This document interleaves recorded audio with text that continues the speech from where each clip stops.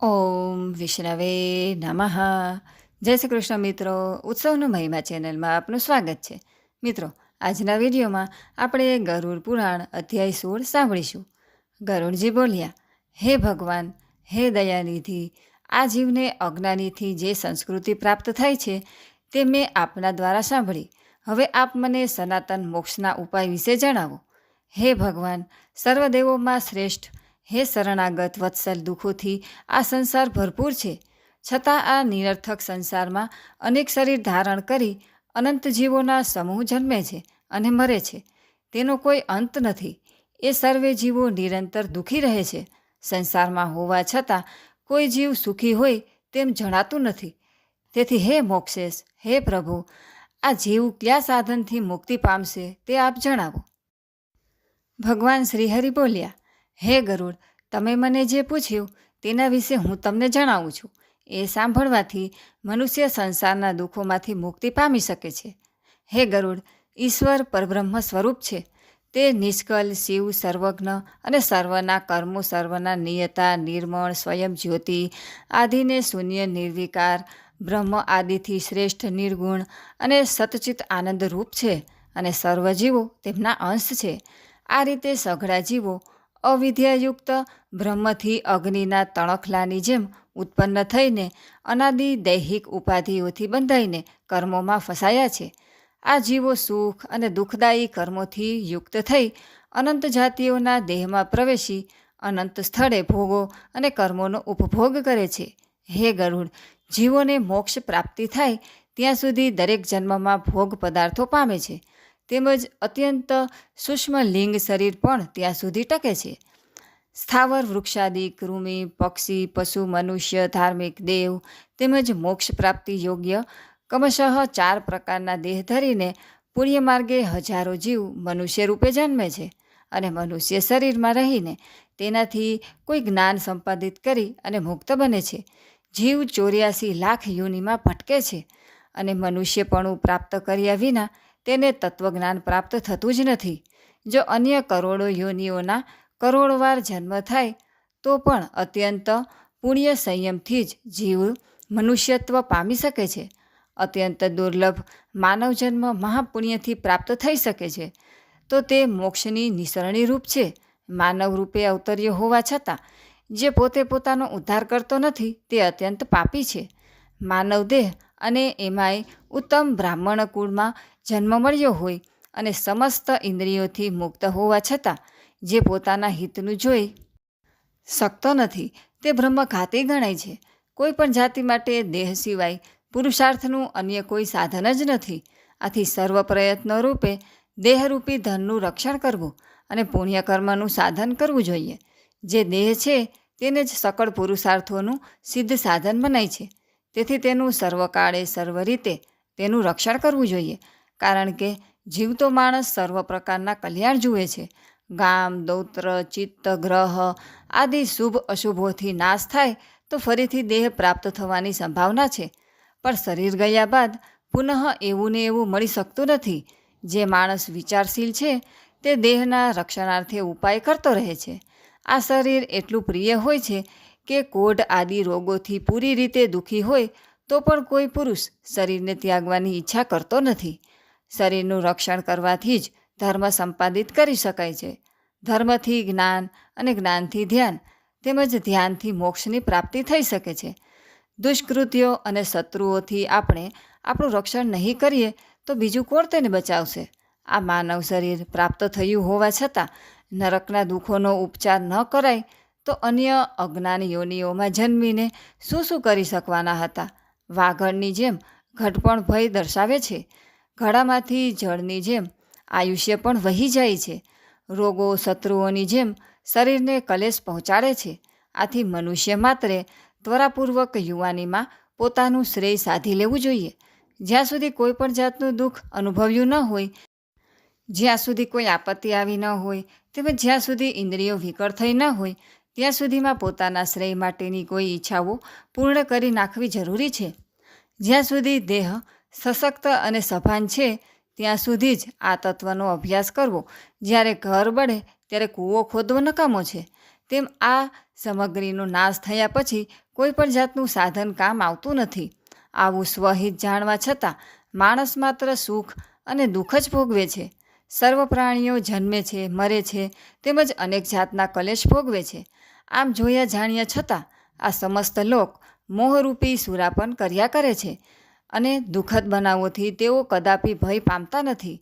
સંપત્તિ સપના જેવી છે, યુવાની પુષ્પની જેમ કોમળ છે, આયુષ્ય વીજળીના જેવું અતિ ચંચળ છે. આ બધું જ મનુષ્યો જુએ છે, જાણે છે, છતાં ધૈર્ય કારણે પ્રાપ્ત થાય છે. મનુષ્યોનો જીવનકાળ અલ્પ છે. વધુમાં વધુ 100 વર્ષનું આયુષ્ય ગણીએ તો તેમાંથી અડધું આયુષ્ય નિંદ્રા અને આળસમાં નાશ પામી ગયું હોય છે.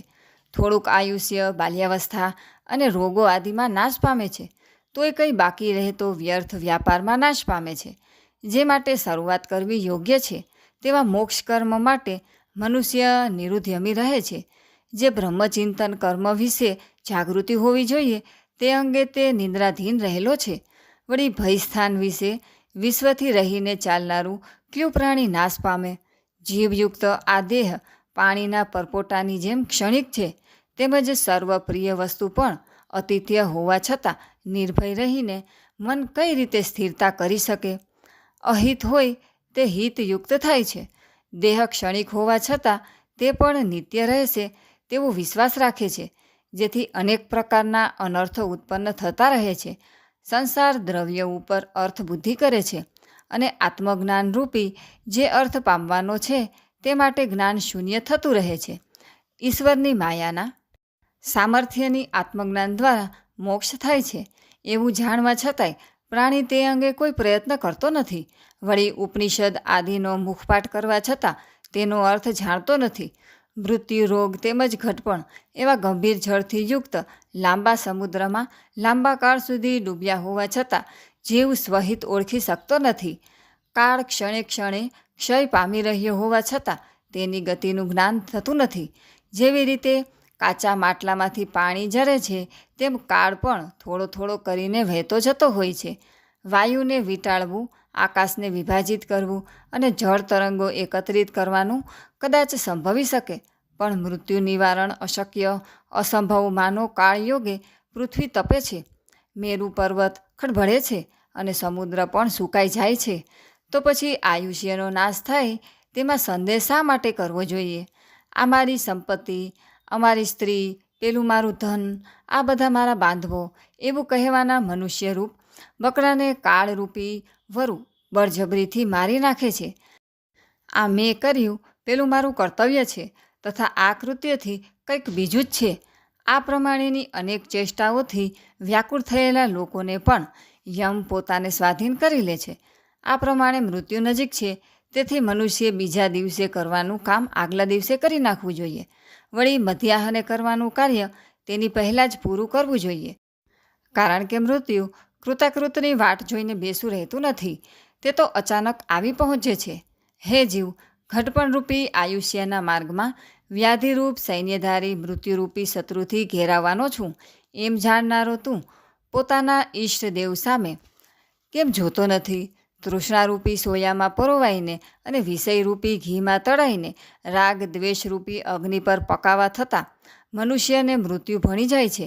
બાળ, તરુ, વૃદ્ધ તથા ઉદરમાં રહેલા ગર્ભને મૃત્યુ પ્રાપ્ત થાય છે. આ આખું જગત મૃત્યુયુક્ત છે.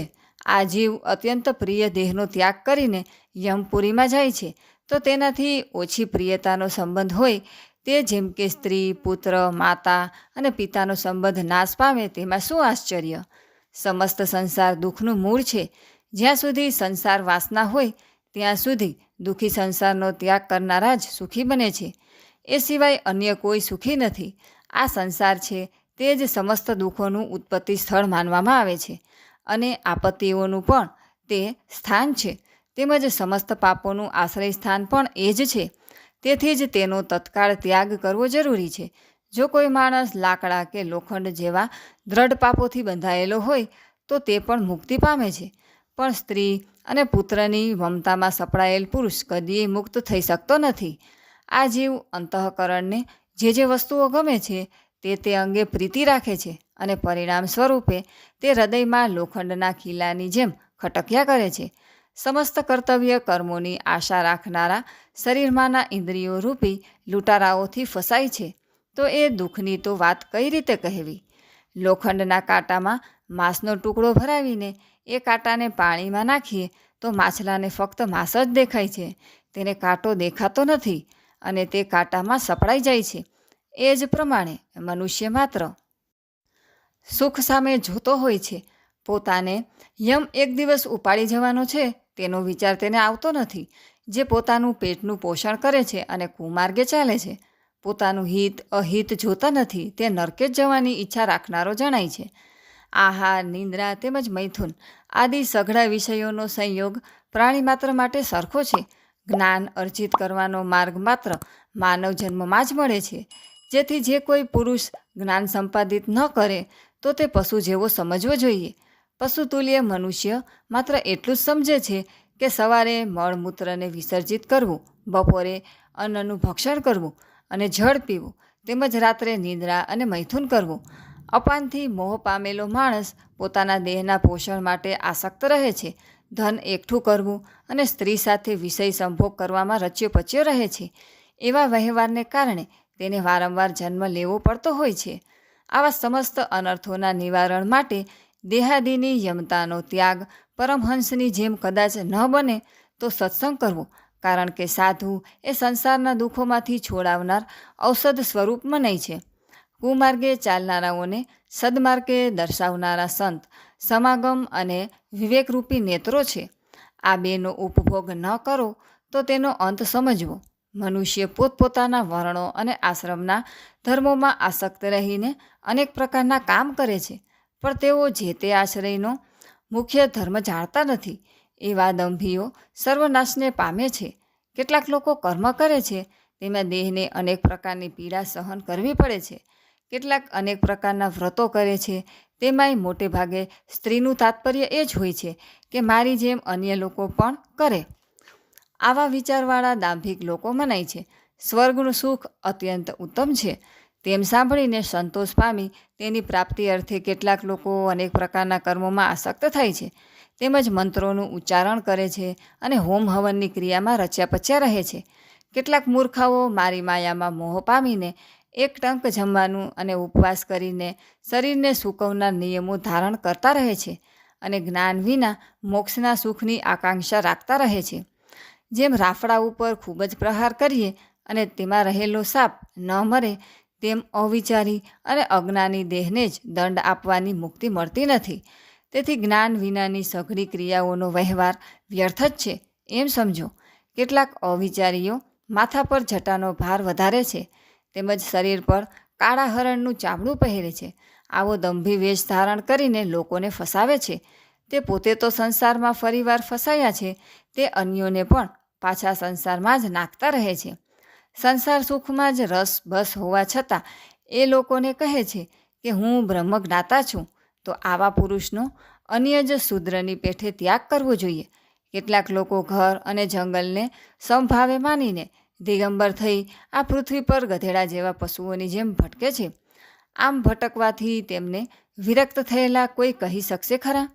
માટી અને ભસ્મમાં આળોટવાથી જો મનુષ્યોને મુક્તિ મળી જતી હોય તો કૂતરા કાયમ તેમાં આળોટે છે, તેઓ મુક્ત બને છે ખરા? જો પાંદડા તેમજ જળનો આહાર કરવાથી જ મુક્તિ મળતી હોય તો જંગલમાં શિયાળ, ઉંદર, હરણ આદિ એ જ પદાર્થોનો આહાર કરતા હોય છે, તેથી તેઓ મુક્ત થશે ખરા? જન્મથી માંડી મૃત્યુ સુધી ગંગા આદિ તીર્થોના કિનારે વસનારા દેડકા અને માછલા આદિ હજારો પ્રાણીઓ રહે છે, તેઓ યોગી કહેવાશે ખરા? કબૂતરો ખેતરમાં અનાજ લણી લીધા પછી જમીન પર પડેલા કણ એકઠા કરી પોતાનું ગુજરાન કરે છે અને ચાતક ક્યારેય પૃથ્વી પર પડેલા જળનું પાન કરતા નથી, તો તેઓ કોઈ વ્રત પાળનારા કહેવાશે ખરા? હે ગરુડ, વર્ણાયુગ ધર્મ આદિ સમસ્ત કર્મો ફક્ત લોકરોજન અર્થે જ છે. મોક્ષનું કારણ તો માત્ર તત્વજ્ઞાન જ છે. દંભરહિત હોય અને શાસ્ત્રોનું યથાર્થ જ્ઞાન ન થયું હોય તો તેઓ પણ શાસ્ત્રરૂપી મહાકુંભમાં પડી રહે છે અને પશુની જેમ કબજે થઈ જાય છે, પણ મુખ્ય તત્વને પામી શકતા નથી. વેદ અને શાસ્ત્રોરૂપી ઘોર સમુદ્રમાં અવળી દિશામાં તણાતા હોવા છતાં કામ, ક્રોધ આદિ 6 દુશ્મનરૂપી મગરથી મરાયેલા હોવાથી સાથોસાથ અત્યંત કુતર્કી બની અને રહેતા હોય છે. વેદ આગમ અને પુરાણોને જાણનારા હોય અને કદાચ પરમાર્થના તત્વ તે ન જાણતો હોય તો તેનું આખું પ્રવચન કાગડાના કાકા જેવું મોટે ભાગે સૌની સાથે વિરુદ્ધ મત હોવા છતાં આ મેં જાણ્યું છે, આ મારે જાણવું જ છે એવા ચિંતનમાં વ્યાકુળ રહેતા હોય છે. વાક્ય, છંદ, નિબંધ, કાવ્ય, અલંકાર આદિથી સુસજ્જ હોય પણ તત્વજ્ઞાન ન હોવાને કારણે તે પુરુષ ચિંતાગ્રસ્ત અને વ્યાકુળ ઇન્દ્રિયોવાળો બને છે. ગુરુના ઉપદેશ વિના ફક્ત કુતર્ક કરી પરમ તત્વને જાણવાની ઈચ્છાવાળો અત્યંત કલેશ પામે છે.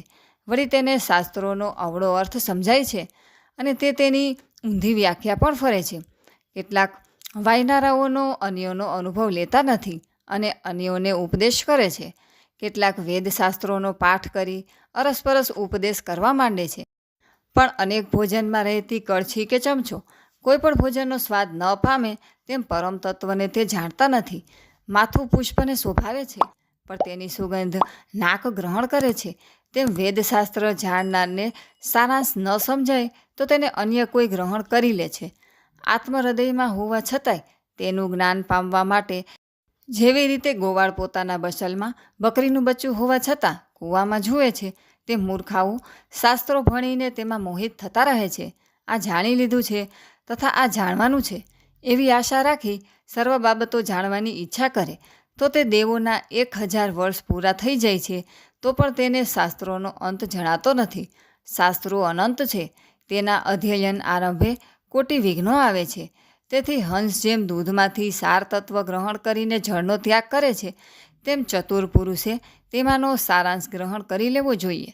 જેમ ડાંગર ઈચ્છનારો ડાંગર કાઢીને થોથાનો ત્યાગ કરે છે તેમ બુદ્ધિશાળી પુરુષે સમસ્ત શાસ્ત્રોનો અભ્યાસ કરીને તત્વને ઓળખી લેવું અને શેષ નિરુપયોગી વાતોનો ત્યાગ કરી દેવો જોઈએ. જે અમૃતપાનથી તૃપ્ત થયો છે તેને બીજો આહાર જેમ નિરુપયોગી છે તેમ હે ગરુડ તત્વ જાણનારા છે તેઓને બીજા શાસ્ત્રોની જાણવાની જરૂરત રહેતી નથી. હે ગરુડ વેદાધ્યનથી મુક્તિ નથી તેમ કેવળ શાસ્ત્ર પઠનથી પણ મુક્તિ નથી, માત્ર જ્ઞાનથી જ મુક્તિ છે. મુક્તિ માટે બ્રહ્મચર્યાદિ આશ્રમોનું કારણ નથી તથા બીજા 6 દર્શનમાંના કોઈ દર્શનનું પણ કારણ નથી. વળી સકળ કર્મો કરવાનું પણ કારણ નથી. મુક્તિ મળવાને માત્ર અજ્ઞાનનું જ કારણ જાણવું જોઈએ. મુક્તિ આપનારો ગુરુ ઉપદેશ મુખ્ય કારણ છે. બીજી વિદ્યા કેવળ વિટંબણા જ જાણવી. જેમ કે મસ્તક પર અનેક જાતિના લાકડાનો ભારો છે, ક્ષણ એમાં સંજીવની વનસ્પતિનું મુખ્ય જાણવું એ લાકડાની બરાબરી બીજું કોઈ લાકડું કરી શકતું નથી. અધ્યેતરૂપ જે શિવપદ તે ગુરુ ઉપદેશથી ક્રિયા તથા આયાસ મહેનત વિના પ્રાપ્ત થાય છે. જે વસ્તુ ગુરુ ઉપદેશથી અન્ન સિવાય પ્રાપ્ત થાય છે તે કોટ્યુવિધિ વેદાધ્યયન કરે તો પણ પ્રાપ્ત થઈ શકતી નથી. પરોક્ષ અને અપરોક્ષ એવા ભેદથી જ્ઞાન 2 પ્રકારનું છે. પરોક્ષ જ્ઞાન કેવળ અધ્યયનથી પ્રાપ્ત થાય છે અને અપરોક્ષ જ્ઞાન માત્ર વિચારથી જ પ્રાપ્ત થાય છે.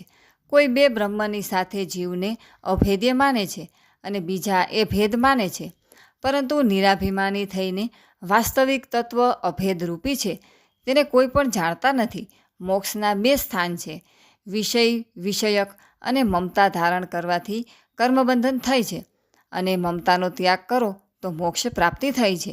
જે કર્મથી કર્મબંધન થાય નહીં તેને ક્રમ કહેવામાં આવે છે. તેનાથી જે વિદ્યા વડે મુક્તિ અપાય તે જ અહીં વિદ્યા કહેવાય છે. જે કર્મોમાં બંધાય તે કર્મ માત્ર સલાહથી ચતુરાઈની જેમ પરિશ્રમ છે એમ સમજવું. જ્યાં સુધી કરેલા કર્મોનું ફળ પામવાની ઈચ્છા હોય, જ્યાં સુધી સાંસારિક માયા હોય અને જ્યાં સુધી ઇન્દ્રિયો અસ્થિર માયા હોય ત્યાં સુધી તત્વજ્ઞાનથી પ્રાપ્તિ થઈ શકતી નથી. જ્યાં સુધી દેહાભિમાન મમતા પ્રયત્ન હોય, સંકલ્પ વિકલ્પ અને કલ્પનાઓ મનમાં રહેલી હોય, જ્યાં સુધી અંતઃકરણ દ્રઢ સ્થિર ન હોય, જ્યાં સુધી શાસ્ત્રોનું ચિંતન થતું ન હોય, તેમજ જ્યાં સુધી ગુરુની કૃપા ન હોય ત્યાં સુધી તત્વજ્ઞાન પામી શકાતું નથી. જ્યાં સુધી કૃપા ન હોય ત્યાં સુધી તત્વજ્ઞાન પામી શકાતું નથી. જ્યાં સુધી તત્વજ્ઞાનને પામી ન શકાય ત્યાં સુધી તપ, વ્રત, તીર્થ, જપ, હોમ, અર્ચન અને વેદશાસ્ત્રની કથા છે તેમ માનવું.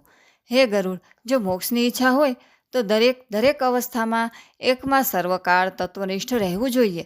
અધ્યાત્મ આદિ વિવિધ તાપમાંથી જે પુરુષ સંતુપ્ત થાય છે તેને માટે ઉપાસના રૂપી ધર્મ અને જ્ઞાન પુષ્પોની જેમ સુખદાયી છે.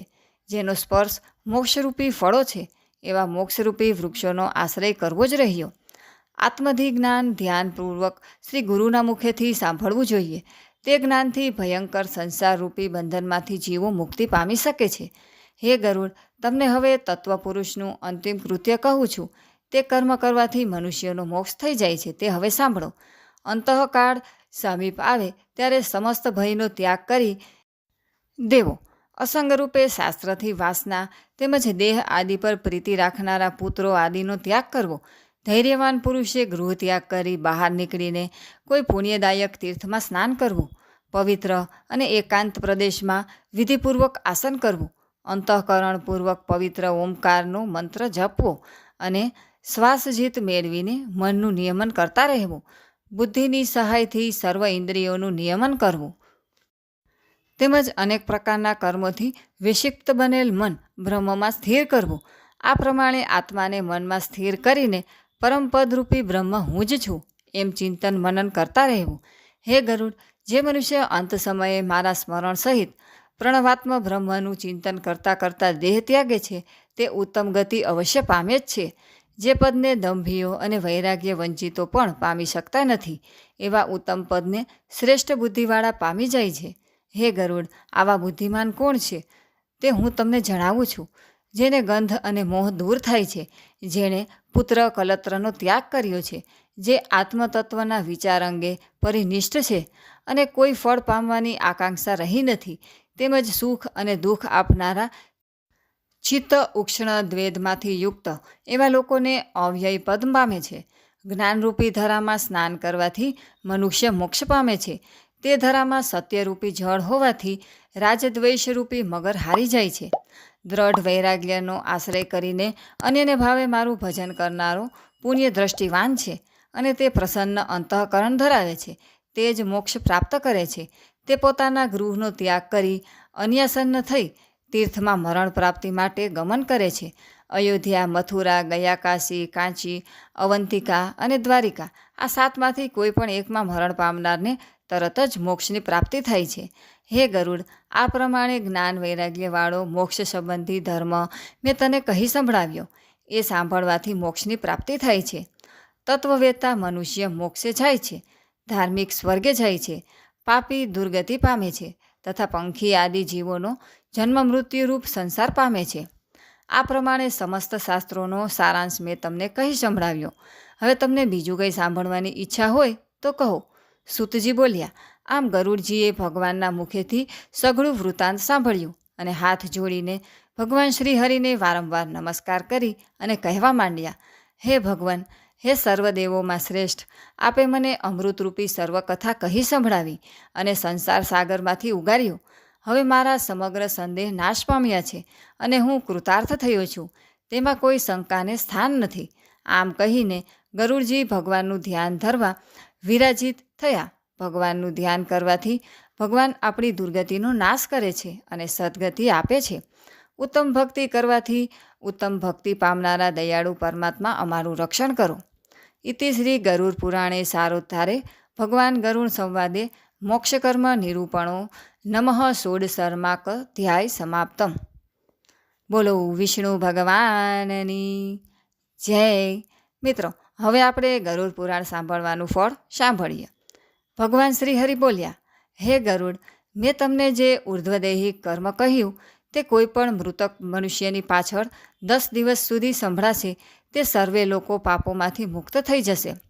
પરલોકમાં મૃતકના હિતાર્થે મેં જે કર્મો જણાવ્યા તે પિતૃઓને દાન આપવાથી સાથોસાથ દાન આપનાર પુત્રને મન વાંછિત ફળ આપે છે. આ લોક તેમજ પરલોકમાં તે અતિ સુખદાયક છે. નાસ્તિક બુદ્ધિના પાછળ લોકો આવા કર્મો કરતા નથી. તેમના ઘરનું જળ દારૂ સમાન માનવું જે પીવા યોગ્ય નથી. આ લોકોના ઘરની સામે દેવો અને પિતૃઓ મીટ માંડતા નથી. વળી પિતૃઓની અવકૃપાને કારણે તેમની સંતતિ દુર્ગતિવાળી થાય છે.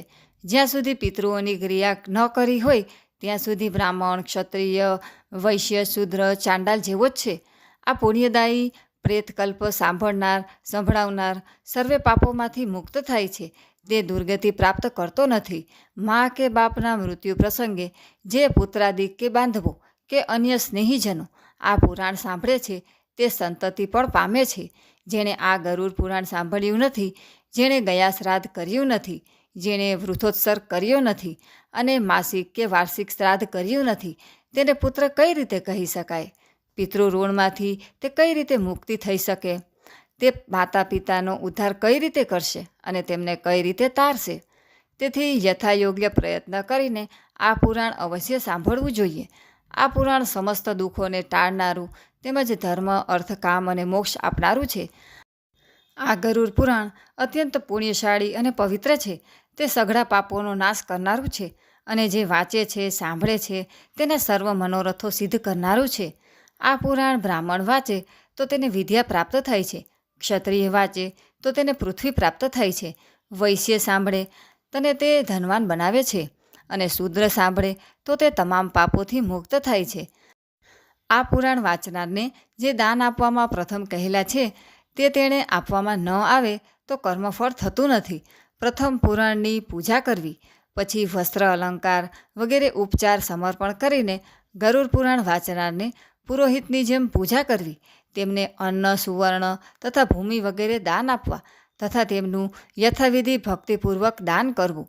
આથી અતિ પુણ્ય પ્રાપ્ત થાય છે.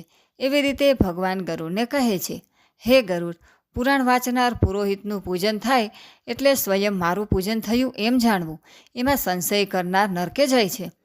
જેથી વાચક સંતુષ્ટ થાય એટલે હું પણ સંતુષ્ટ થાઉં છું. બોલો વિષ્ણુ ભગવાનની જય.